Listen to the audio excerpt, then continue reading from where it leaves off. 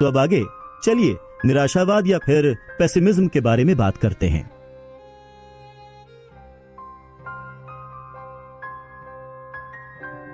निराशावाद का बहकावा। आशावाद बिक्री के लिए की जाने वाली बातचीत जैसा। ऐसे दो विषय हैं जो आपके जीवन को प्रभावित करेंगे, फिर चाहे आप उनमें रुचि रखते हो या नहीं। धन और स्वास्थ्य। हालांकि स्वास्थ्य समस्याएं व्यक्तिगत होती हैं, धन से संबंधित मुद्दे सिस्टमैटिक होते हैं। एक संबद्ध तंत्र में जहां किसी एक व्यक्ति के निर्णय हर किसी को प्रभावित कर सकते हैं। यह समझना आसान है कि फाइनेंशियल रिस्क क्यों इस प्रकार लोकप्रिय होते हैं और ध्यान आकर्षित करते हैं जैसे शायद ही कोई दूसरा विषय कर पाए। दूसरा ये कि निराशावादी अक्सर वर्तमान रुझानों का जजमेंट करते हैं बिना इस पर ध्यान दिए कि मार्केट किस प्रकार अनुकूल बन जाती है। सन 2008 में एनवायरमेंटलिस्ट लेस्टर ब्राउन ने लिखा, सन 2030 तक चीन को प्रतिदिन 98 बैरल तेल की आवश्यकता होगी। वर्तमान में विश्व 85 बैरल तेल प्रतिदिन उत्पन्न कर रहा है और इससे अधिक शायद कभी नहीं कर पाएगा। इस तरह चले जाएंगे विश्व के तेल भंडार। वो ठीक कह रहे हैं। उस सिनारियो में विश्व में तेल खत्म हो जाएगा, लेकिन मार्केट इस तरह काम नहीं करती। इकोनॉमिक्स में एक मूल नियम है, अत्यधिक अच्छी और अत्यधिक बुरी परिस्थितियां शायद ही कभी उस तरह बनी रहती हैं क्योंकि आपूर्ति और मांग अनप्रिडिक्टेबल तरीकों से एडेप्टेबल हो जाती है। देखिए, ब्राउन के पूर्वानुमान के बाद तेल का क्या हुआ। सन 2008 में तेल का मूल्य आसमान छूने लगा क्योंकि बढ़ती वैश्विक मांग अधिकांश रूप से चीन की संभावित उत्पादन तक पहुंच गई। तेल का एक बैरल सन 2001 में $20 में बिकता था और सन 2008 में $138 में। नए मूल्य का मतलब था कि तेल की खुदाई जमीन से सोना निकालने के समान थी। तेल उत्पादकों के लिए प्रोत्साहन राशि नाटकीय रूप से बदल गई। $20 प्रति बैरल के मूल्य में जो तेल आपूर्ति मेहनत के लायक नहीं थी, तेल बेचने की कीमत खुदाई के खर्च को पूरा नहीं करती थी। अब आजीवन बोनांजा बन गया चूंकि इसे $138 में बेचा जा सकता था। इसने नई फ्रैंकिंग और हॉरिजॉन्टल ड्रिलिंग तकनीकों को जन्म दिया। पृथ्वी में पूरे मानव इतिहास में लगभग एक समान तेल के भंडार रहे हैं और हम काफी समय से जानते हैं कि बड़े तेल के भंडार कहाँ हैं। जो बदलता है वो है हमारी तकनीक, जो हमें मितव्ययिता से जमीन से तेल निकालने में सक्षम करती है। तेल इतिहासकार डेनियल येरगिन लिखते हैं, यूएस में 86% तेल भंडार खोज के समय लगाए अनुमान का नहीं बल्कि बाद में होने वाले संशोधनों का नतीजा है जो तकनीक में सुधार के कारण आते हैं। और सन 2008 में फ्रैंकिंग की शुरुआत से ऐसा ही हुआ। सिर्फ यूनाइटेड स्टेट्स में ही तेल उत्पादन सन 2008 में लगभग 5 मिलियन बैरल प्रतिदिन से सन 2019 में 13 मिलियन बैरल प्रतिदिन तक पहुंच गया। विश्व तेल उत्पादन अब 100 मिलियन बैरल प्रतिदिन से अधिक है। ब्राउन के अनुमानित उच्चतम चिन्ह से लगभग 20% अधिक। सन 2008 में तेल रुझान का जजमेंट करते किसी निराशावादी को जाहिर तौर पर स्थिति काफी खराब लगती। किसी यथार्थवादी के लिए जो समझता है कि आवश्यकता सभी आविष्कारों की जननी है, ये काम डरावना रहा होता। ये मान लेना कि अगर कुछ खराब है तो वो खराब ही बना रहेगा एक आसान फोरकास्ट है और ये विश्वासप्रद भी है क्योंकि इसके लिए संसार के बदलने की कल्पना करने की आवश्यकता नहीं है। लेकिन समस्याएं सुलझ जाती हैं और लोग उसके अनुरूप ढल जाते हैं। डर समाधानों को भी बराबर मात्रा में प्रोत्साहित करता है। यह आर्थिक इतिहास का एक सामान्य कथानक है जिसे वो निराशावादी आसानी से भुला देते हैं जो स्ट्रेट लाइंस में फोरकास्ट लगाते हैं। तीसरा यह है कि प्रगति इतना धीमी होती है कि उसे देखा भी न जा सके, लेकिन असफलता इतनी तेजी से आती है कि उसे अनदेखा नहीं किया जा सकता। बहुत सी ओवरनाइट दुखद घटनाएं घटी हैं, लेकिन शायद ही कोई ओवरनाइट चमत्कार हुआ हो। जनवरी 5 सन 1889 को डेट्रॉइट फ्री प्रेस ने मनुष्य के चिड़िया की तरह उड़ने के हमेशा के सपने को चकनाचूर ही कर दिया। विमान समाचार पत्र ने लिखा, असंभव प्रतीत होते हैं।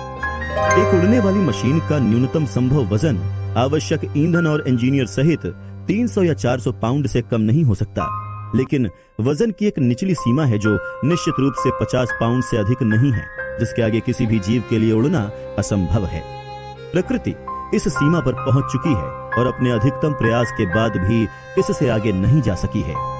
6 महीने बाद ऑरवेल राइट ने घर के पिछले हिस्से में अपने भाई विल्वर की प्रिंटिंग प्रेस बनाने में मदद करने के लिए हाई स्कूल छोड़ दिया। ये इन भाइयों का पहला जॉइंट इन्वेंशन था जो उनका अंतिम नहीं होने वाला था। अगर आपको 20वीं सदी के सबसे महत्वपूर्ण आविष्कारों की सूची बनानी हो तो विमान कम से कम शीर्ष 5 में होगा, अगर नंबर 1 पर ना हो तो भी। विमान ने सब कुछ बदल कर रख दिया। इसने विश्व युद्ध शुरू किए, इसने विश्व युद्ध खत्म भी किए, इसने शहरों और गांवों, समुद्र और देशों के बीच के फासले को तय करते हुए विश्व को जोड़ा। लेकिन पहला विमान बनाने की राइट ब्रदर्स की कहानी में एक दिलचस्प मोड़ है। उनके उड़ान पर सफलता प्राप्त करने के बाद किसी ने भी अधिक ध्यान नहीं दिया, किसी ने कोई खास परवाह नहीं की। फ्रेडरिक लुइस एलन ने सन 1952 में अमेरिकी इतिहास की अपनी किताब में लिखा, जब तक लोग ये समझ पाते कि राइट ब्रदर्स आखिर क्या कर रहे थे, कई साल बीत चुके थे। लोग इस बात से इतना कन्विंस्ड थे कि उड़ान असंभव है कि अधिकतर लोग जिन्होंने उन्हें सन 1905 में डेटन ओहायो में विमान उड़ाते देखा, उन्होंने मान लिया कि यह कोई तुच्छ चाल है। कुछ ऐसे ही जैसे आज लोग मानसिक दूर संचार के प्रदर्शन को समझेंगे।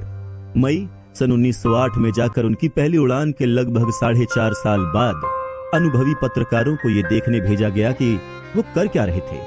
अनुभवी संपादकों ने इन पत्रकारों के उत्साहपूर्ण प्रेषणों को पूरी विश्वसनीयता दी और अंततः संसार इस तथ्य से अवगत हुआ कि मानव उड़ान सफलतापूर्वक पूरी की जा चुकी है। विमान के आश्चर्य को समझने के बाद भी लोग सालों तक इसे कम ही आंकते रहे। पहले इसे मुख्य रूप से एक सैन्य हथियार के रूप में देखा गया, फिर अमीरों के खिलौनों की तरह, फिर शायद कुछ लोगों के परिवहन के लिए प्रयोग किया गया। द वॉशिंगटन पोस्ट ने सन 1909 में लिखा, कमर्शियल एरियल फाइटर जैसी कभी कोई चीज नहीं होगी। प्राइट इसी तरह अपना धीमा वजन धैर्यवान पृथ्वी पर घसीटता रहेगा। 5 महीने के बाद पहले कार्गो विमान ने उड़ान भरी। अब जरा इस धीमी, कई वर्षों तक विमान के बारे में आशावान होने की जागृति की तुलना इससे कीजिए कि लोग कितना जल्दी निराशावाद के चालकों की बातों में आ जाते हैं, जैसे कोई कॉर्पोरेट दिवालियापन या कोई बड़ा युद्ध या कोई विमान दुर्घटना। राइट के विमान की पहली चर्चा सन 1908 में हुई जब एक प्रदर्शन उड़ान के दौरान थॉमस सेल्फ्रिज नामक एक सेना के लेफ्टिनेंट मारे गए। विकास कंपाउंडिंग द्वारा संचालित होता है, जिसमें हमेशा समय लगता है। विनाश असफलता के एकल बिंदुओं से संचालित होता है, जो कुछ ही क्षणों में हो सकता है, और आत्मविश्वास का खो जाना वो एक ही पल में हो सकता है। निराशावाद को लेकर नैरेटिव गढ़ना आसान है, क्योंकि कहानियां ताजी और अधिक नई होती हैं। आशावाद के नैरेटिव के लिए इतिहास और विकास के एक लंबे अरसे की ओर देखना पड़ता है, जिन्हें लोग अक्सर भूल जाया करते हैं और उन्हें जोड़ने में अधिक प्रयास लगता है। औषधि की प्रगति को ही देखिए। बीते साल पर नजर डालने से कुछ खास नहीं होगा, किसी एक दशक से भी कुछ नहीं होगा, लेकिन पिछले 50 वर्षों पर नजर डालने से आपको कुछ असाधारण दिखाई देगा।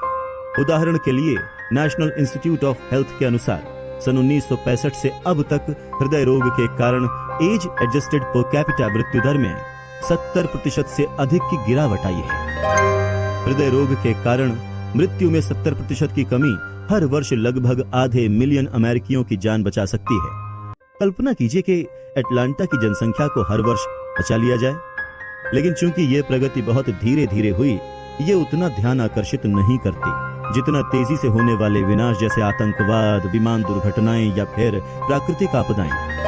हरिकेन कैटरीना सप्ताह में 5 बार आ सकता है, या हर सप्ताह कल्पना कीजिए कि ये कितनी सुर्खियां बटोरेगा, और ये पिछले 50 वर्षों में हृदय रोग में कमी से बचाई जाने वाली जानों की संख्या को ऑफसेट नहीं करेगा। यही व्यवसाय में भी लागू होता है, जहां ये समझने में वर्षों लग जाते हैं कि कोई भी उत्पाद या कंपनी कितनी भी महत्वपूर्ण है, लेकिन असफलताएं रातों रात हो जाती हैं। और स्टॉक मार्केट में जहां 6 महीने में हुई 40% गिरावट कांग्रेस की जांच का कारण बन जाती है, लेकिन 6 वर्षों के अंतराल में हुआ 140% लाभ वस्तुतः अनदेखा रह जाता है।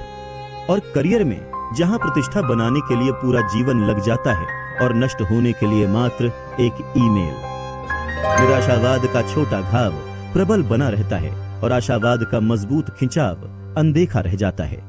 ये इस किताब में पहले दिए गए महत्वपूर्ण बिंदु को रेखांकित करता है। निवेश में आपको सफलता के मूल्य को पहचानना आवश्यक है। विकास की लंबी पृष्ठभूमि के बीच अस्थिरता और हानि, और इसे चुकाने की स्वेच्छा। सन 2004 में द न्यूयॉर्क टाइम्स ने स्टीफन हॉकिंग का इंटरव्यू किया। वो वैज्ञानिक जिनकी लाइलाज मोटर न्यूरॉन बीमारी ने 21 वर्ष की आयु में उन्हें पक्षाघात से ग्रस्त और बोलने में असमर्थ कर दिया था। अपने कंप्यूटर के द्वारा हॉकिंग ने साक्षात्कारकर्ता को बताया कि वो जनसाधारण को अपनी किताबें बेचने के लिए कितने उत्साहित थे। क्या आप हमेशा इतने ही हंसमुख रहते हैं? टाइम्स ने पूछा। जब मैं 21 वर्ष का था तो मेरी सारी उम्मीदें शून्य हो चुकी थीं। उसके बाद से अब तक हर चीज एक बोनस है, उन्होंने उत्तर दिया। चीजों के बहुत अच्छे होने की उम्मीद रखने का मतलब है एक सर्वश्रेष्ठ परिदृश्य जो नीरस प्रतीत होता है। निराशावाद उम्मीदें घटा देता है, जिससे संभव परिणामों और उन परिणामों के बीच का अंतर घट जाता है जिनके बारे में आप अच्छा अनुभव करते हैं, और शायद इसीलिए ये इतना लुभावना होता है।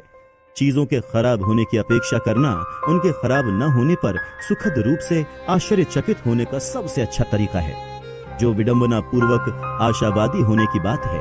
अब कहानियों के बारे में एक संक्षिप्त कहानी।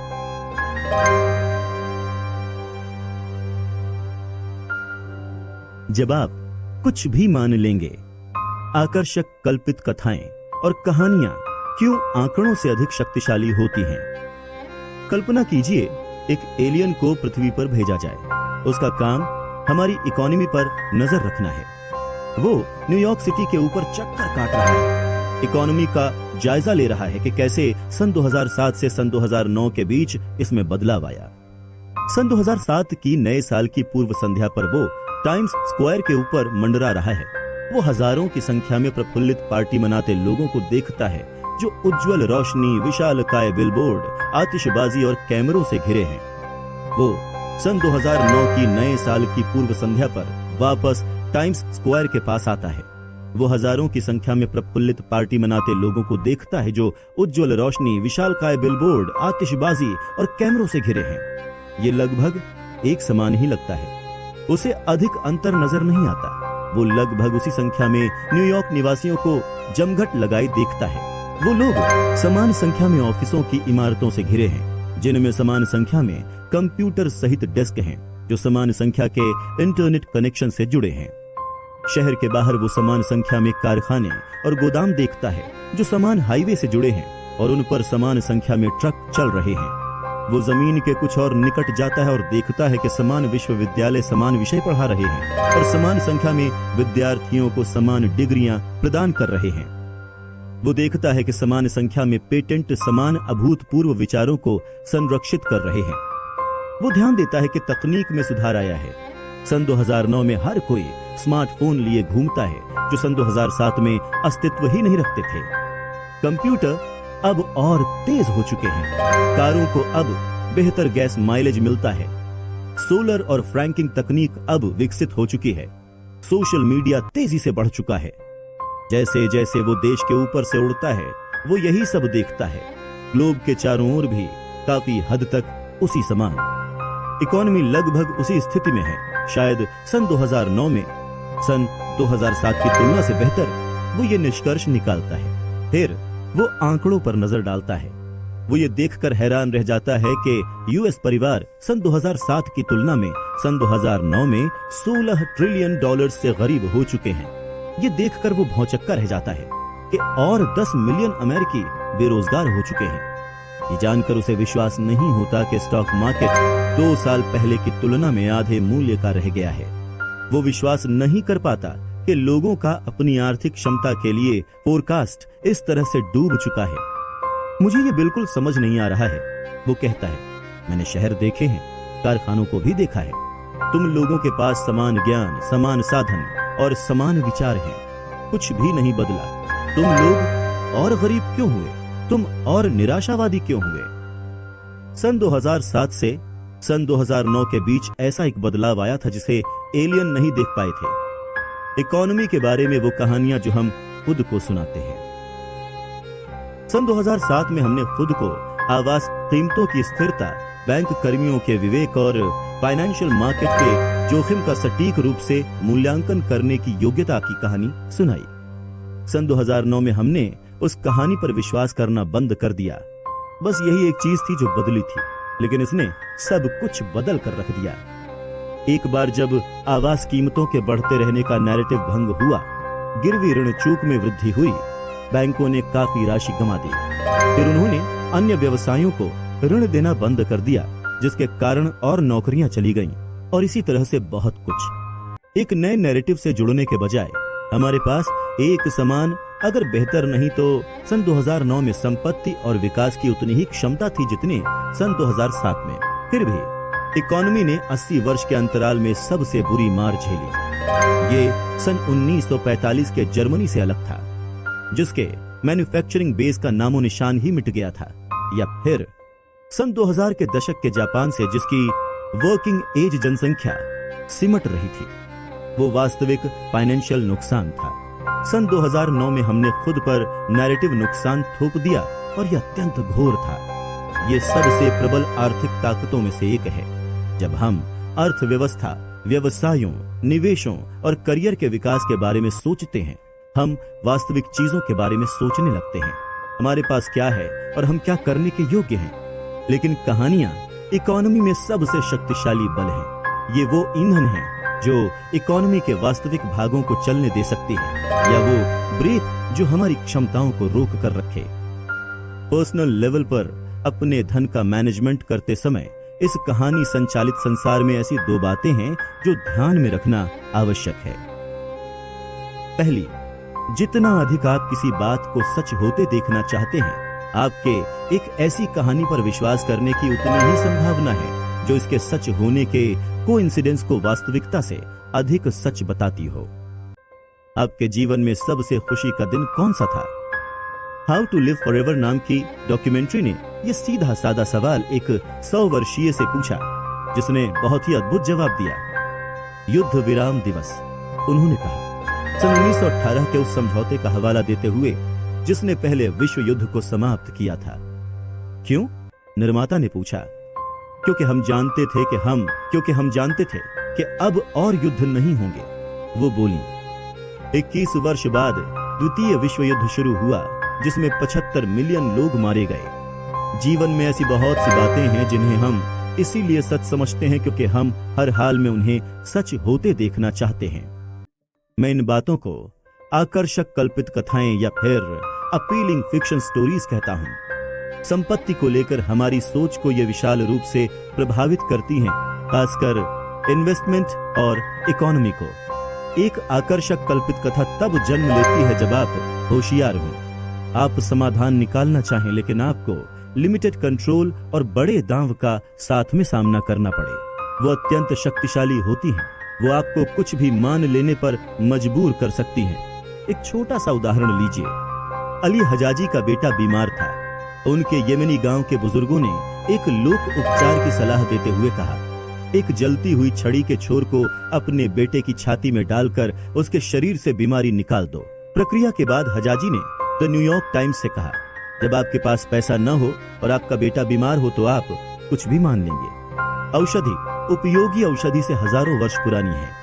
वैज्ञानिक प्रणालियों और कीटाणुओं की खोज से पहले रक्तपात, भूखमरी चिकित्सा, शरीर में छेद करके खराबियों को बाहर निकालना और अन्य इलाज किए जाते थे, जो और कुछ नहीं बस आपको शीघ्र ही मृत्यु तक पहुंचा देते थे।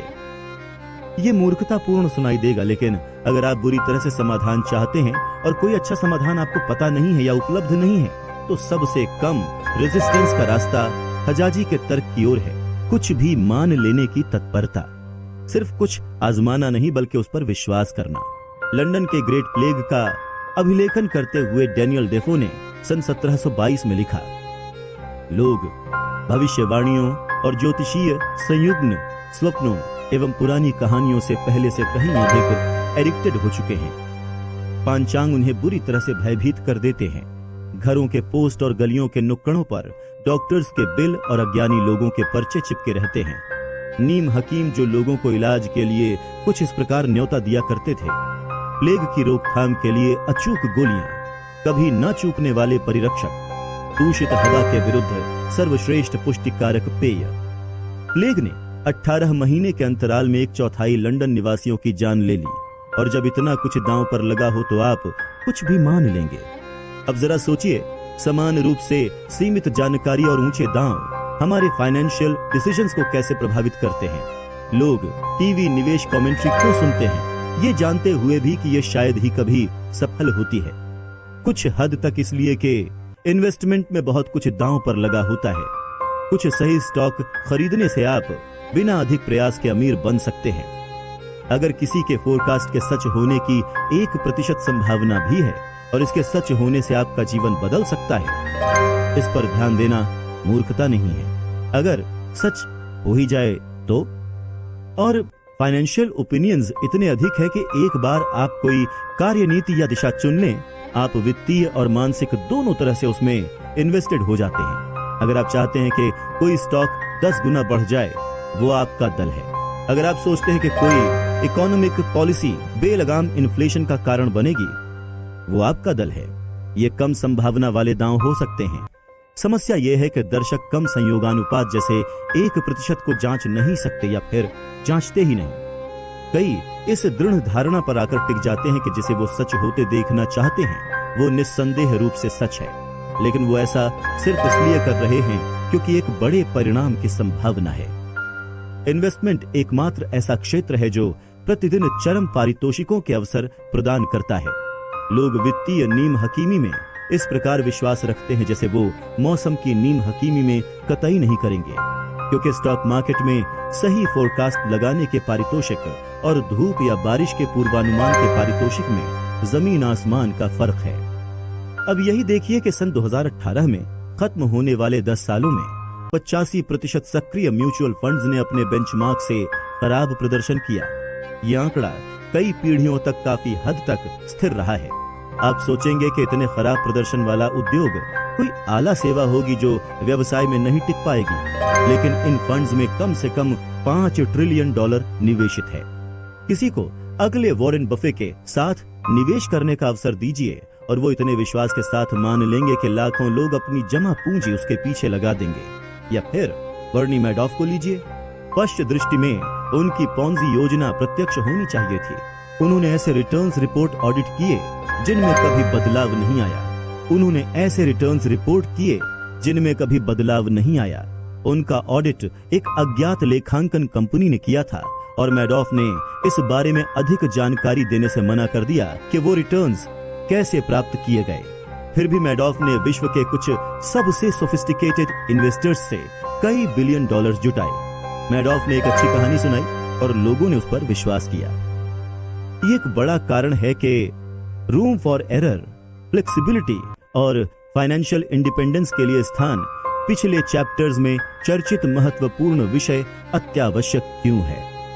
आप जिसे सच होते देखना चाहते हैं और एक स्वीकार्य परिणाम के लिए जिसके सच होने की आपको आवश्यकता है, इनके बीच का अंतर जितना अधिक होगा उतना ही आप खुद को इन आकर्षक फाइनेंशियल फिक्शन कथाओं का शिकार होने से बचा पाएंगे। किसी फोरकास्ट में रूम फॉर एरर के स्थान के बारे में सोचते हुए यह विचार लुभावना हो सकता है कि पोटेंशियल नतीजे आपके कुछ सही होने से आपके बहुत बहुत सही होने के बीच ही रहते हैं। लेकिन सबसे बड़ा जोखिम यह है कि आप किसी बात को इतनी बुरी तरह से सच होते हुए देखना चाहें कि आपके फोरकास्ट का कांटा वास्तविकता के दायरे से बिल्कुल ही बाहर हो। सन 2007 की आखिरी सभा में फेडरल रिजर्व ने सन 2008 और सन 2009 में होने वाली इकोनॉमिक ग्रोथ का फोरकास्ट किया। पहले से कमजोर होती अर्थव्यवस्था से निढाल ये फोरकास्ट आशावान नहीं था। इसने पोटेंशियल ग्रोथ की एक रेंज का पूर्वानुमान लगाया। 1.6% वृद्धि निचले सिरे पर, 2.8% ऊपरी सिरे पर। यह इसकी सुरक्षा सीमा थी, इसका रूम फॉर एरर। वास्तविकता में इकोनॉमी 2% से अधिक से कम हो गई, जिसका मतलब यह था कि फेड का निचले सिरे का अनुमान लगभग 3 गुना से ऑफ था। किसी भी पॉलिसी मेकर के लिए प्रत्यक्ष रिसेशन का फोरकास्ट करना कठिन है, क्योंकि इन्फ्लेशन उनके करियर को जटिल बना देगी। इसीलिए सबसे बुरे फोरकास्ट भी शायद ही कभी धीमी वृद्धि से और खराब की अपेक्षा करते हों। ये एक आकर्षक कल्पित कथा है और इस पर विश्वास करना आसान है, क्योंकि कुछ भी अधिक खराब की अपेक्षा का विचार भी कष्टमय होता है। पॉलिसी मेकर आलोचना का आसान निशाना होते हैं। लेकिन हम सभी किसी न किसी हद तक ऐसा करते हैं, और हम ये दोनों दिशाओं में करते हैं। अगर आपको लगता है कि इन्फ्लेशन इकोनॉमी आने वाली है और इस एंटिसिपेशन में आप अपने स्टॉक बेच देते हैं, इकोनॉमी को लेकर आपका मत अचानक उसके अनुसार विकृत हो जाएगा जो आप चाहते हैं कि हो। हर ब्लिप, हर किस्सा कयामत के आ जाने के संकेत जैसा दिखेगा। इसलिए नहीं कि कयामत आ चुकी है, बल्कि इसलिए कि आप चाहते हैं कि ऐसा हो। प्रोत्साहन शक्तिशाली मोटिवेशन होते हैं, और हमें हमेशा ध्यान रखना चाहिए कि ये किस प्रकार हमारे फाइनेंशियल गोल्स और नजरिए को प्रभावित करते हैं। इस बात पर और अधिक जोर नहीं दिया जा सकता। फाइनेंस में रूम फॉर एरर के स्थान से बड़ी कोई शक्ति नहीं है, और जितना अधिक दांव पर लगा हो उतना ही बड़ा ये होना चाहिए। दूसरा, हर किसी का विश्व का व्यू अधूरा होता है, लेकिन हम गैप्स को भरने के लिए पूरा नैरेटिव बना लेते हैं। मेरी इस किताब को लिखने के समय मेरी बेटी 1 वर्ष की है। वो हर बात को लेकर जिज्ञासु है और बहुत जल्दी सीख जाती है, लेकिन कभी कभी मैं उन सारी बातों के बारे में सोचता हूं जिन्हें वो समझ नहीं सकती। उसे बिल्कुल अंदाजा नहीं है कि उसके पिता हर सुबह काम पर क्यों जाते हैं। बिल, बजट, करियर, तरक्की, रिटायरमेंट के लिए बचत वगैरह उसे कुछ भी नहीं पता। जरा कल्पना कीजिए कि उसे फेडरल रिजर्व, क्रेडिट डिविएशन या नाफ्ता के बारे में समझाने की कोशिश की जाए। असंभव। लेकिन उसकी दुनिया अंधेरी नहीं है। वो भ्रमित होकर यहाँ वहां नहीं घूमती। हर चीज कैसे काम करती है। 1 साल की उम्र में भी उसने इसका नैरेटिव अपने मन में सीख लिया है। कंबल आपको गर्म रखते हैं, माँ का आलिंगन आपको सुरक्षित रखता है, खजूर का स्वाद अच्छा होता है। जो भी वो देखती है वो उसके कुछ एक मानसिक मॉडल्स में से किसी एक में फिट हो जाता है जो उसने सीखे हैं। जब मैं सुबह काम पर जाता हूँ, वो भ्रमित होकर ये नहीं सोचती कि वेतन और बिल क्या होते हैं। उसके पास इस परिस्थिति का एकदम स्पष्ट जवाब है। पापा मेरे साथ नहीं खेल रहे हैं और मैं चाहती थी कि वो मेरे साथ खेले, इसीलिए मैं दुखी हूँ। हालांकि वो बहुत थोड़ा जानती है, लेकिन उसे इसका अंदाजा नहीं है, क्योंकि जो कुछ भी हो रहा है उसे लेकर वो अपनी थोड़ी सी जानकारी के आधार पर खुद को वो एक सुसंगत कहानी सुना लेती है।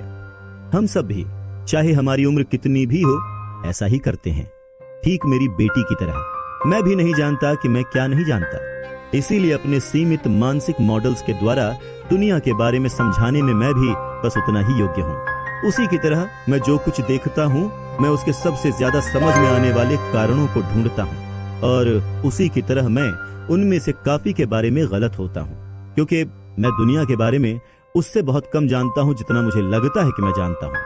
यह अधिकांश तथ्य आधारित विषयों के लिए भी सच है।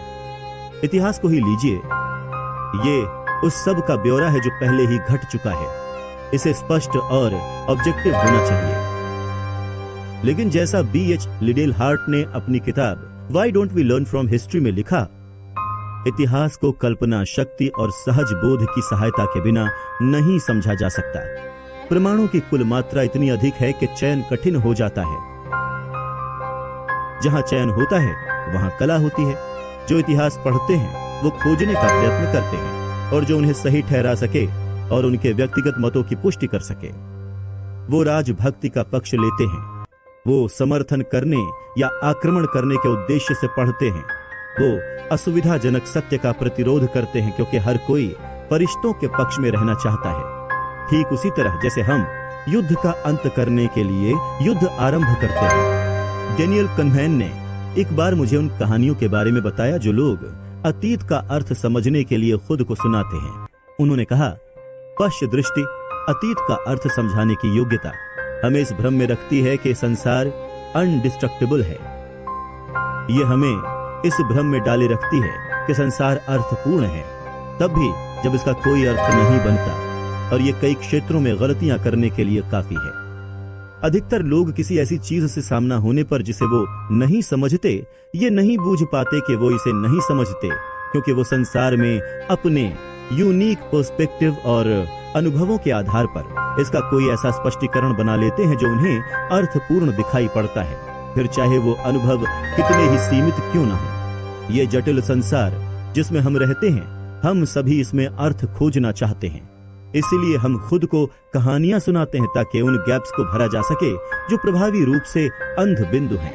ये कहानियां फाइनेंशियल रूप से हमारे साथ क्या कर सकती हैं, ये दिलचस्प होने के साथ साथ डरावना भी है। दुनिया कैसे काम करती है अगर मैं इसके कुछ हिस्सों से अनभिज्ञ हूँ, तो स्टॉक मार्केट कैसे काम करता है मैं इसे कुछ इस तरह से गलत समझ सकता हूँ कि मुझे भविष्य जानने की अपनी योग्यता में विश्वास हो जाए। स्टॉक मार्केट और इकोनॉमी का फोरकास्ट करना कठिन इसलिए भी है क्योंकि पूरे संसार में आप ही हैं जो आपकी तरह सोचते हैं कि दुनिया कैसे चलती है। जब आप ऐसे कारणों से निर्णय लेते हैं जिन्हें मैं बूझ भी नहीं सकता, मैं अंध रूप से एक ऐसा निर्णय लेने में आपका अनुकरण कर सकता हूं जो आपके लिए भले ही ठीक हो लेकिन मेरे लिए विनाशकारी हो सकता है। इसी तरह जैसा हमने चैप्टर 16 में सुना, बबल निर्मित होते हैं। आप कितना कुछ नहीं जानते। इस बात को मानने का मतलब ये मानना भी है कि दुनिया में होने वाला कितना कुछ है जो आपके नियंत्रण से बाहर है, और यह स्वीकार करना कठिन हो सकता है।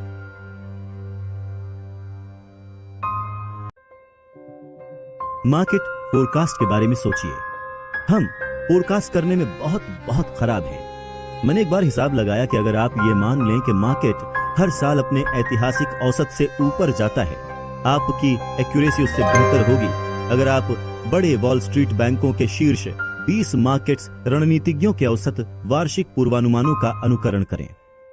रिसेशंस का फोरकास्ट लगाने की हमारी योग्यता भी कुछ खास बेहतर नहीं है, और चूंकि बड़ी घटनाएं एकाएक हो जाती हैं, फोरकास्ट लाभ से अधिक हानि कर सकते हैं।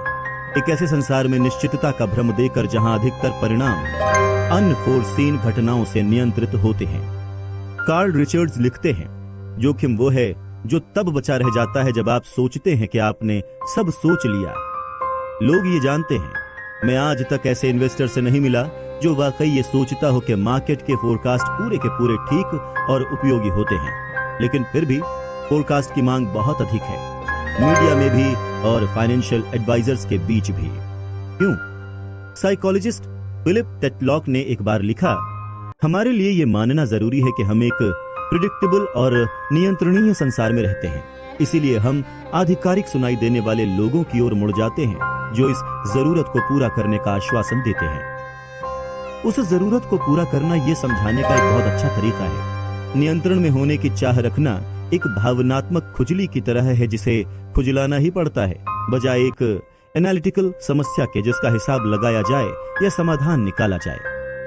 नियंत्रण का भ्रम अनिश्चितता की वास्तविकता से अधिक विश्वासप्रद होता है, इसीलिए हम ऐसी कहानियों से जुड़ जाते हैं जो परिणामों को हमारे नियंत्रण में बताएं। इसका एक कारण परिशुद्धि के क्षेत्रों और अनिश्चितता के क्षेत्रों के बीच भ्रमित हो जाना है। नासा का न्यू होराइजन अंतरिक्ष यान 2 वर्ष पहले प्लूटो के पास से गुजरा। ये एक 3 बिलियन मील की यात्रा थी जिसमें 9.5 वर्ष लगे। नासा के अनुसार इस यात्रा में जनवरी 2006 में अंतरिक्ष यान लॉन्च के समय किए फोरकास्ट के अनुसार 1 मिनट कम लगा। जरा इसके बारे में सोचिए। एक अपरीक्षित दशक भर की यात्रा में नासा का फोरकास्ट 99.99998% ठीक था। ये ठीक ऐसा ही है जैसे न्यूयॉर्क और बोस्टन के बीच की यात्रा के बारे में फोरकास्ट लगाना और 1 सेकंड के 4 मिलियन भाग तक सही निकलना। लेकिन एस्ट्रोफिजिक्स पुरस्सरण का क्षेत्र है। ये फाइनेंस की तरह मनुष्यों के व्यवहार और भावनाओं की अनियमितताओं से प्रभावित नहीं होता। व्यवसाय, अर्थव्यवस्था और इन्वेस्टमेंट अनिश्चितता के क्षेत्र हैं जो ऐसे निर्णयों से संचालित होते हैं जिन्हें प्लूटो की यात्रा जैसे स्पष्ट सूत्रों से नहीं समझाया जा सकता। लेकिन हम बुरी तरह से चाहते हैं कि यह प्लूटो की यात्रा की तरह ही हो, क्योंकि एक नासा इंजीनियर का परिणाम पर 99.99998% नियंत्रण का विचार सुंदर और आरामदायक है। ये इतना आरामदायक है कि हम खुद को ऐसी कहानियां सुनाने के लिए ललचा जाते हैं कि हमारे जीवन के अन्य हिस्सों जैसे धन पर हमारा कितना नियंत्रण है। कहनमैन ने एक बार इन कहानियों के द्वारा लिए जाने वाले रास्ते का निरूपण किया। योजना बनाते समय हम बस इस पर ध्यान देते हैं कि हम क्या करना चाहते हैं और क्या कर सकते हैं। दूसरों की योजनाओं और कौशल को अनदेखा करते हुए जिनके निर्णय हमारे परिणामों को प्रभावित कर सकते हैं। अतीत का स्पष्टीकरण देते हुए और भविष्य का फोरकास्ट करते हुए हम कौशल की करणीय भूमिका पर ध्यान केंद्रित रखते हैं और भाग्य की भूमिका को अनदेखा कर देते हैं। हम उस पर ध्यान देते हैं जो हम जानते हैं और जो हम नहीं जानते उसे अनदेखा कर देते हैं, जो हमें हमारी धारणाओं में अति विश्वासी बना देता है। उन्होंने डिस्क्राइब किया कि कैसे यह व्यवसाय को प्रभावित करता है। मुझे कई ओकेजन्स पर स्टार्टअप्स के फाउंडर्स और पार्टनर से यह प्रश्न करने के कई अवसर मिले हैं। आपके प्रयास का परिणाम किस हद तक इस पर निर्भर करेगा कि आप कंपनी में क्या करते हैं। निस्संदेह रूप से ये एक सरल प्रश्न है, उत्तर तुरंत ही आ जाता है और ये कभी भी 80% से कम नहीं रहा है, जब उन्हें ये भी निश्चित रूप से पता नहीं होता कि वो सफल होंगे या नहीं। ये निर्भीक लोग मानते हैं कि उनका भाग्य लगभग पूरी तरह से उनके ही हाथों में है। वो निश्चित रूप से गलत हैं। किसी भी स्टार्टअप का नतीजा उसके प्रतिद्वंदियों की उपलब्धियों और मार्केट में होने वाले बदलाव पर भी उतना ही निर्भर करता है जितना उनके खुद के प्रयासों पर। फिर भी व्यवसायी स्वाभाविक रूप से उसी पर केंद्रित रहते हैं जिसे वो अच्छी तरह से जानते हैं। उनकी योजना और कार्यवाही और सबसे निकट के खतरे और अवसर, जैसे अवेलेबिलिटी ऑफ फंड, वो अपने प्रतिद्वंदियों के बारे में कम जानते हैं। इसीलिए स्वाभाविक रूप से एक ऐसे भविष्य की कल्पना करने लगते हैं जहां प्रतिस्पर्धा की कोई खास भूमिका न हो। कुछ हद तक हम भी ऐसा करते हैं और ठीक मेरी बेटी की तरह ये हमें जरा भी परेशान नहीं करता। हम विचारहीन और भ्रमित होकर नहीं रहते। हमें यह सोचना पड़ता है कि हमारी जानकारी के अनुसार जिस संसार में हम रहते हैं वो अर्थपूर्ण है। अगर आपको ऐसा ना अनुभव हो तो हर सुबह बिस्तर से निकलना बहुत कठिन हो जाएगा। लेकिन पृथ्वी के ऊपर मंडराता वो एलियन, अरे वही जिसे विश्वास है कि वो जो देखता है उसके आधार पर वो जानता है कि आखिर हो क्या रहा है, लेकिन बिल्कुल गलत सिद्ध होता है क्योंकि वो नहीं जान सकता कि अन्य लोगों के दिमाग में कौन सी कहानी चल रही है। वो हम सब हैं।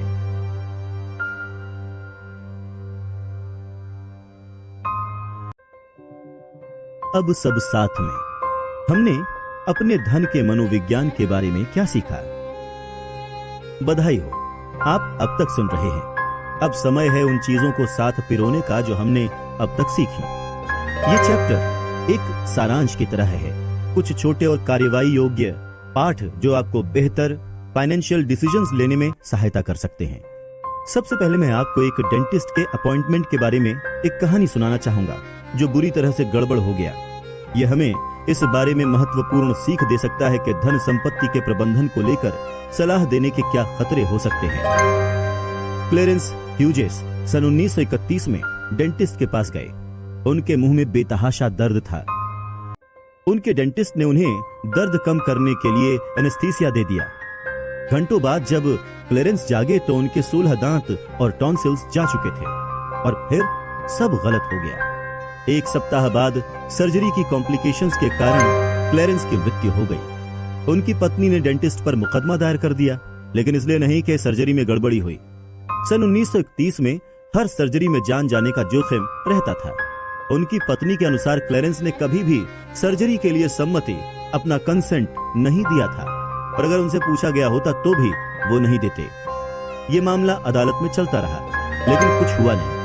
सन 1931 में डॉक्टर और मरीज के बीच की सम्मति इतनी ट्रांसपेरेंट नहीं थी। एक अदालत ने संक्षेप में कहा कि डॉक्टर्स को सर्वश्रेष्ठ मेडिकल निर्णय लेने की स्वतंत्रता की आवश्यकता है। इसके बिना हम विज्ञान की उन्नति का लाभ नहीं उठा सकते। अधिकांश इतिहास में एक डॉक्टर का लोकाचार मरीज को ठीक करना होता था और मरीज डॉक्टर के इलाज के बारे में जो कुछ भी सोचता हो वो महत्वपूर्ण नहीं होता था। डॉक्टर जे किड्स ने अपनी किताब the silent world between doctor and patient में इस फिलॉसफी के बारे में लिखा। डॉक्टर्स को लगता था कि इस उद्देश्य को पूरा करने के लिए वो अपने मरीजों की शारीरिक और भावनात्मक आवश्यकताओं को पूरा करने के लिए बाध्य थे, और वो भी अपनी अथॉरिटी में, इलाज संबंधी निर्णय लेते हुए मरीजों से परामर्श किए बिना। ये धारणा के मरीजों को भी डॉक्टर्स के साथ मिलकर निर्णय लेने का अधिकार हो सकता है, ये कभी भी औषधि के लोकाचार का भाग नहीं था। इसमें कोई अहंकार या द्वेष नहीं था। ये दो बिंदुओं की एक धारणा थी। पहला, हर मरीज अच्छा होना चाहता है, और दूसरा, उनके इलाज का एक ही वैश्विक और सही तरीका है। अगर आप इन दो बातों में विश्वास रखते हैं तो मरीजों की कंसेंट न लेने का मतलब समझ में आता है। लेकिन औषधि इस तरह नहीं चलती। पिछले 50 वर्षों में मेडिकल स्कूल धीरे धीरे बीमारी का इलाज करने से मरीजों का इलाज करने की ओर रुख कर चुके हैं, जिसका मतलब था कि इलाज की योजनाओं के विकल्प तैयार करना और फिर मरीज को उनमें से सर्वश्रेष्ठ विकल्प चुनने देना। इस ट्रेंड का एक कारण मरीज प्रोटेक्शन नियम थे। और एक अन्य कारण कैट्स की प्रभावशाली किताब, जिसके अनुसार औषधि में क्या उचित है इस बारे में मरीजों के मत बहुत भिन्न होते हैं, इसलिए उनके विचारों को ध्यान में रखना आवश्यक है। कैट्स ने लिखा, ये मान लेना बहुत ही खतरनाक मूर्खता है कि अपनी कला और विज्ञान के अभ्यास में फिजिशियंस अपनी नेक नियति और सही विकल्प चुनने की अपनी योग्यता पर निर्भर कर सकते हैं। ये इतना आसान नहीं है। औषधि एक जटिल पेशा है और डॉक्टर्स और मरीजों के बीच का परस्पर विचार विमर्श भी जटिल होता है। वो आखिरी पंक्ति बहुत महत्वपूर्ण है। औषधि एक जटिल पेशा है और डॉक्टर्स और मरीजों के बीच का परस्पर विचार विमर्श भी कॉम्प्लेक्स होता है। क्या आप जानते हैं और कौन सा पेशा है जो इसके समान है? Financial advice. मैं आपको नहीं बता सकता कि आपको अपने पैसे के साथ क्या करना चाहिए, क्योंकि मैं आपको नहीं जानता। मैं नहीं जानता कि आपको क्या चाहिए। मैं ये भी नहीं जानता कि आपको ये कब चाहिए, और मैं ये भी नहीं जानता कि आपको ये क्यों चाहिए। इसीलिए मैं आपको नहीं बताऊंगा कि आपको अपने पैसे के साथ क्या करना चाहिए। मैं आपके साथ ऐसा नहीं कर सकता जैसा उस डेंटिस्ट ने क्लेरेंस ह्यूजेस के साथ किया। लेकिन निस्संदेह रूप से डॉक्टर और डेंटिस्ट अयोग्य नहीं होते। उनके पास ज्ञान होता है। वो ऑड्स को समझते हैं। वो जानते हैं कि क्या काम करता है, तब भी जब मरीज उनके लिए कौन सा इलाज सही है इस बारे में अलग निष्कर्ष पर पहुंचते हैं। फाइनेंशियल एडवाइजर्स भी इसी तरह होते हैं। धन संपत्ति को लेकर कुछ वैश्विक तथ्य होते हैं, तब भी अगर लोग इस बारे में अलग अलग निष्कर्ष निकालें कि उन तथ्यों को अपने धन पर कैसे लागू किया जाए। इसे ध्यान में रखकर आइए कुछ ऐसी छोटी रिकमेंडेशंस को देखते हैं जो आपको अपने धन के साथ बेहतर निर्णय लेने में सहायता कर सकती हैं। सब अच्छा होने पर विनम्रता और खराब होने पर क्षमा, दया भाव ढूंढने का जितना हो सके उतना प्रयास करें, क्योंकि कुछ भी इतना अच्छा या इतना खराब नहीं होता जितना दिखाई देता है। संसार बड़ा और जटिल है। भाग्य और जोखिम दोनों ही वास्तविक और पहचानने में कठिन हैं। खुद को और दूसरों को आंकते हुए ये ध्यान में रखिए, भाग्य और जोखिम की ताकत का आदर कीजिए और आपके ऐसी चीजों पर ध्यान देने की संभावना अधिक होगी जो आपके नियंत्रण में हो। साथ ही आपके सही रोल मॉडल्स व्यक्तियों को ढूंढने की संभावना भी अधिक होगी। कम अहंकार, अधिक संपत्ति, पैसे की बचत, आपके अहंकार और आय के बीच का अंतर, और संपत्ति वो है जो दिखाई नहीं देती। इसीलिए संपत्ति का निर्माण जो आप आज खरीद सकते हैं उसकी चाह को दबाकर किया जाता है, ताकि आपके पास भविष्य में अधिक चीजें या विकल्प हों। इससे फर्क नहीं पड़ता कि आप कितना कमाते हैं, जब तक कि आप इस बात पर लगाम नहीं लगाते कि आप आज अपने पैसे के साथ कितनी ऐश करते हैं। आप संपत्ति का निर्माण नहीं कर सकते। अपनी धन संपत्ति का मैनेजमेंट इस प्रकार करें कि आप रात में चैन की नींद सो सकें। ये कहना इससे अलग है कि आपको सर्वाधिक रिटर्न कमाने का लक्ष्य रखना चाहिए या अपनी इनकम का एक नियत प्रतिशत बचाना चाहिए। कुछ लोग तब तक चैन से नहीं सोएंगे जब तक कि वो सर्वाधिक प्रतिफल न कमा रहे हों। दूसरे तभी तृप्त अनुभव करेंगे अगर उन्होंने रूढ़िवादी रूप से निवेश किया हो। हर किसी का अपना ही ढंग होता है, लेकिन क्या इससे मुझे रात में अच्छी नींद आएगी? इसका आधार सभी फाइनेंशियल डिसीजंस के लिए सर्वश्रेष्ठ सार्वलौकिक दिशा निर्देश पट्ट है। अगर आप एक निवेशक के रूप में सफल होना चाहते हैं तो सबसे शक्तिशाली चीज जो आप कर सकते हैं वो है अपना टाइम होराइजन बढ़ाना। इन्वेस्टमेंट में समय सबसे शक्तिशाली बल है। ये छोटी छोटी चीजों में वृद्धि करके उन्हें बड़ा कर देता है और बड़ी गलतियों को धुंधला कर देता है। ये भाग्य और जोखिम को न्यूट्रलाइज नहीं कर सकता, लेकिन ये नतीजों को उस दिशा में मोड़ देता है जिसके लोग पात्र होते हैं। बहुत सी चीजों के गलत हो जाने को स्वीकारना सीखिए। आप आधे से अधिक बार गलत हो सकते हैं और फिर भी फॉर्च्यून प्राप्त कर सकते हैं, क्योंकि न्यून संख्या में कुछ चीजें अधिकांश परिणामों का कारण होती हैं। आप चाहे अपने पैसे के साथ कुछ भी कर रहे हो, आपको बहुत सी चीजों के काम न करने पर संतोष करना होगा। संसार ऐसा ही है। इसीलिए आपको अपनी उपलब्धियों का आकलन अपने पूरे पोर्टफोलियो की ओर देखकर करना चाहिए, न कि अलग अलग निवेशों के आधार पर। बड़ी मात्रा में खराब इन्वेस्टमेंट्स और कुछ एक आउटस्टैंडिंग इन्वेस्टमेंट्स होने में कोई बुराई नहीं। आमतौर पर यह सर्वश्रेष्ठ सिनारियो होता है। अपने काम का आकलन करते समय अपने अलग अलग इन्वेस्टमेंट्स पर ध्यान केंद्रित करने से विजेता वास्तविकता से अधिक इंटेलिजेंट और ब्रिलियंट नजर आते हैं, और हारने वाले उससे अधिक रिग्रेटेबल नजर आते हैं जितना उन्हें होना चाहिए। संपत्ति का प्रयोग अपने समय पर नियंत्रण के लिए कीजिए, क्योंकि अपने समय पर नियंत्रण न होना खुशी के लिए एक शक्तिशाली और यूनिवर्सल अवरोध है। आप जो करना चाहें, जब करना चाहें, जिसके साथ करना चाहें, जब तक करना चाहें, इसकी क्षमता फाइनेंस में मौजूद अधिकतम डिविडेंड प्रदान करती है। कम दिखावटी और अधिक अच्छे बनिए। कोई भी आपकी जायदाद से इतना प्रभावित नहीं होता जितना आप खुद होते हैं। आप सोचते हैं कि आपको एक महंगी कार और बढ़िया घड़ी की जरूरत है, लेकिन संभवतः जो आपको चाहिए वो सम्मान और प्रशंसा है, और उन्हें प्राप्त करने की अधिक संभावना दया और विनम्रता के द्वारा है, बजाय हॉर्स पावर और क्रोम के। बचत कीजिए, बस बचत कीजिए। आपको बचत के लिए किसी विशेष कारण की आवश्यकता नहीं। कार, डाउन पेमेंट या फिर किसी मेडिकल इमरजेंसी के लिए बचत करना अच्छा है, लेकिन उन चीजों के लिए बचत करना जिन्हें परिभाषित करना या जिनका अनुमान लगाना असंभव है, बचत करने के सबसे अच्छे कारणों में से एक है। हर किसी का जीवन अप्रत्याशित चीजों की एक जंजीर है। बिना किसी विशेष उद्देश्य के लिए की गई बचत जीवन के निश्चित सरप्राइजिंग इवेंट्स के विरुद्ध ढाल होती है। सफलता के मूल्य को परिभाषित करें और फिर उसे चुकाने को तैयार रहें, क्योंकि कोई भी लाभप्रद चीज मुफ्त में नहीं मिलती। और याद रखिए, अधिकतर फाइनेंशियल कॉस्ट पर प्रत्यक्ष प्राइस टैग नहीं होता। अनिश्चितता, दुविधा और पछतावा वित्त की दुनिया में आम मूल्य हैं, और वो अक्सर चुकाने योग्य होते हैं।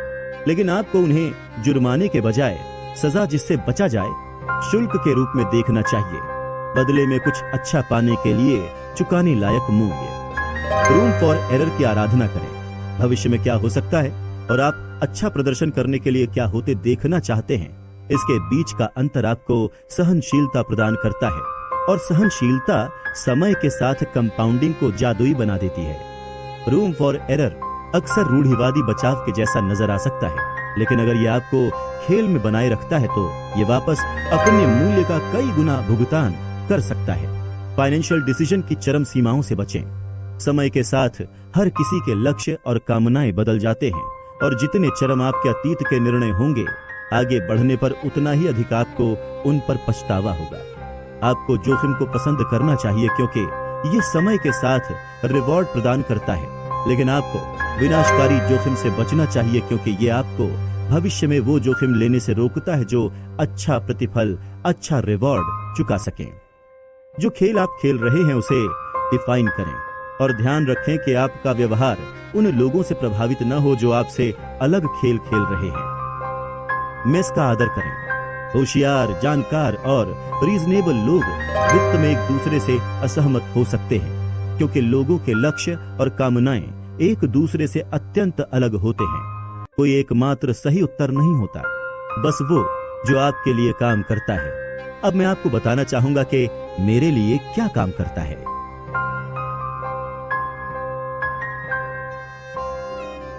स्वीकारोक्तियां, कन्फेशंस, मेरी खुद की धन संपत्ति का मनोविज्ञान। सैंडी गॉट्समैन एक अरबपति इन्वेस्टर थे, जिन्होंने फर्स्ट मैनहट्टन नामक एक कंसल्टिंग ग्रुप की स्थापना की। कहा जाता है कि वो अपने निवेश दल के लिए इंटरव्यूज में उम्मीदवारों से ये सवाल पूछा करते थे, आपके पास क्या है और क्यों? ये नहीं कि आपके अनुसार कौन से स्टॉक सस्ते हैं या कौन सी इकोनॉमी में रिसेशन आने वाला है। बस मुझे ये दिखाइए कि आप अपने पैसे के साथ क्या करते हैं।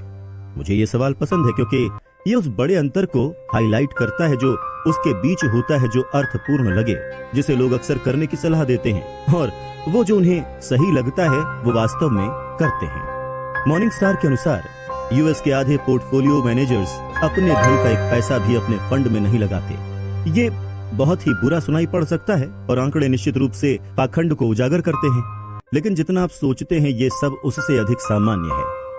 यूएससी में औषधि के प्रोफेसर केन मुरे ने सन 2011 में हाउ डॉक्टर्स डाई नाम का एक लेख लिखा, जिसने दिखाया कि डॉक्टर मरीजों के लिए जो इलाज निर्धारित करते हैं, अपने लिए किस स्तर तक उससे अलग इलाज चुनते हैं। डॉक्टर हम सब की तरह नहीं मरते, उन्होंने लिखा।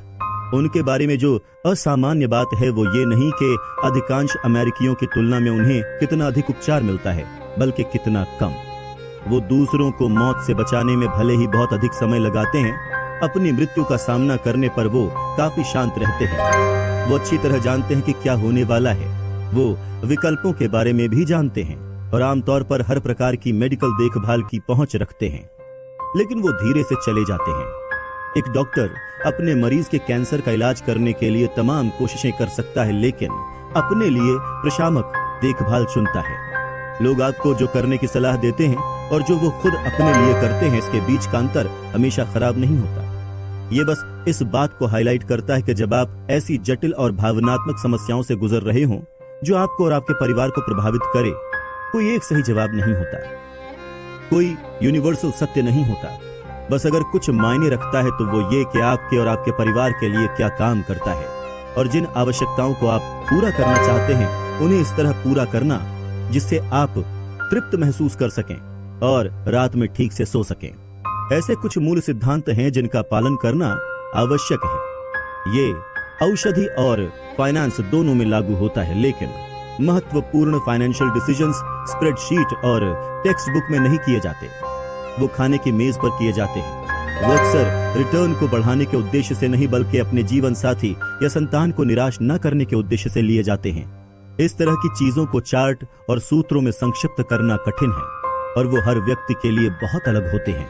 जो एक व्यक्ति के लिए काम करे, दूसरे के लिए नहीं कर सकता। आपको ये ढूंढना जरूरी है कि आपके लिए क्या काम करता है। मेरे लिए जो काम करता है वो ये रहा। मेरा परिवार मेरी बचत के बारे में क्या सोचता है। चार्ली मुंगेर ने एक बार कहा था, मेरा लक्ष्य धनवान बनने का नहीं था, मैं बस आजाद होना चाहता था। हम धन को एक तरफ रख सकते हैं, लेकिन आजादी हमेशा मेरा पर्सनल फाइनेंशियल गोल रही है। सर्वाधिक रिटर्न का पीछा करने या अपनी संपत्ति की लिवरेज कर बहुत शान शौकत का जीवन बिताने में मुझे खास दिलचस्पी नहीं है। दोनों ही ऐसे खेलों की तरह नजर आते हैं जो लोग अपने दोस्तों को प्रभावित करने के लिए खेलते हैं। दोनों में ही जोखिम छुपा रहता है। मैं बस हर सुबह उठकर ये अनुभव करना चाहता हूँ कि मैं और मेरा परिवार जो चाहे वो कर सकते हैं, वो भी अपनी शर्तों पर। हमारा हर फाइनेंशियल डिसीजन इसी लक्ष्य के इर्द गिर्द घूमता है। मेरे माता पिता ने अपनी एडल्ट लाइफ 2 चरणों में बिताई, अत्यंत गरीबी और औसत रूप से समृद्ध। मेरे पिता 40 वर्ष की उम्र में डॉक्टर बने जब वो 3 बच्चों के पिता थे। एक डॉक्टर का वेतन कमाने से वो मितव्ययिता की मानसिकता नहीं बदली जो मिडिल स्कूल के 3 भूखे बच्चों को संभालते हुए निर्मित हुई थी। और मेरे माता पिता ने अपने अच्छे साल अपने साधनों से नीचे रहकर उच्च बचत दर के साथ बिताए। इससे उन्हें काफी हद तक स्वतंत्रता मिली। मेरे पिता एक आपातकालीन कक्ष के डॉक्टर थे। अधिकतम तनाव वाला पेशा जिसकी मैं कल्पना कर सकता हूँ, और जो दिन और रात की शिफ्ट के बीच शरीर की आंतरिक घड़ी में कष्टमय टॉगल की मांग करता है। 2 दशकों के बाद उन्होंने निर्णय लिया कि बस बहुत हुआ, इसीलिए उन्होंने ये काम बंद कर दिया। उन्होंने बस ये काम छोड़ दिया और अपने जीवन के अगले पड़ाव की ओर चल पड़े। ये मेरे मन में बैठ गया। एक सुबह उठकर वो बदल पाने की क्षमता जो आप कर रहे हैं अपनी शर्तों पर, जब आप तैयार हों, ये सभी फाइनेंशियल गोल्स में महानतम प्रतीत होता है। मेरे लिए स्वतंत्रता का मतलब ये नहीं कि आप काम करना छोड़ देंगे। इसका मतलब ये है कि आप बस वो काम करेंगे जो आपको पसंद हो, जिनके साथ काम करना पसंद हो, जिस समय आप चाहें और जब तक आप चाहें। और कुछ स्तर तक की स्वतंत्रता प्राप्त करने के लिए एक डॉक्टर का वेतन कमाना आवश्यक नहीं है। इसके लिए अधिकांश रूप से अपनी उम्मीदों पर काबू रखना और अपने साधनों से नीचे का जीवन बिताना आवश्यक है। स्वतंत्रता किसी भी आय के स्तर पर आपकी बचत दर से संचालित होती है, और एक निश्चित आय के स्तर के बाद आपकी बचत दर अपनी जीवन शैली की उम्मीदों को हद से बाहर न जाने देने की योग्यता से संचालित होती है। मेरी पत्नी और मैं कॉलेज में मिले और शादी से सालों पहले साथ रहने लगे।